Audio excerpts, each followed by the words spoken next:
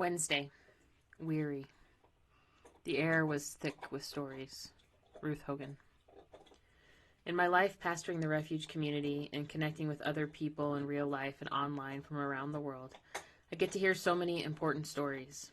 It's a gift I treasure. But it's also intense, too, with the air being so thick with real stories.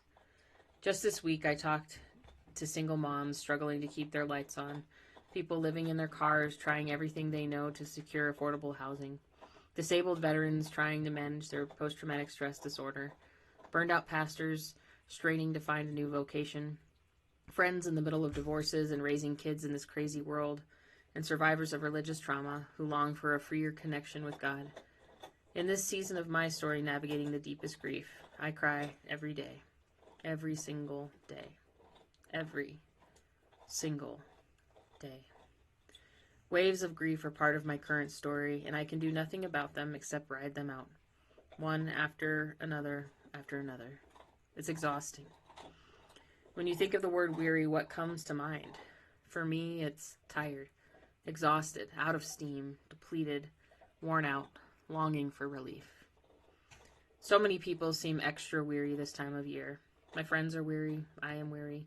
The world is weary. Political strife, amplified division, relational struggles, world crises, the onslaught of social media, and a culture where smartphone notifications often control us can make us so tired.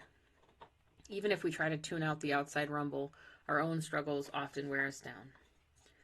Then we hear all kinds of messages about taking time for ourselves so that we're not so tired, to slow down, to rest, to find a way towards peace. These notions are all good, and I'm a passionate advocate for soul care that helps us last. Remember that it's a privilege to have space and time for the kind of self-care we wish were possible for everyone, and many of us don't have those resources. I believe everyone can find ways to find some kind of relief, no matter how small or insignificant it might seem. But we also need to honor that sometimes when we're struggling to keep our heads above water, just to survive, the best we can do is keep breathing.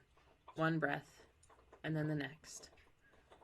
Today, I also think it's good to remember that sometimes, no matter what we do to rest and take good care of our souls, sometimes at the end of the day, we're still just weary.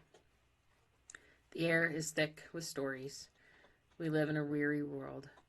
Rejoicing sometimes has to wait.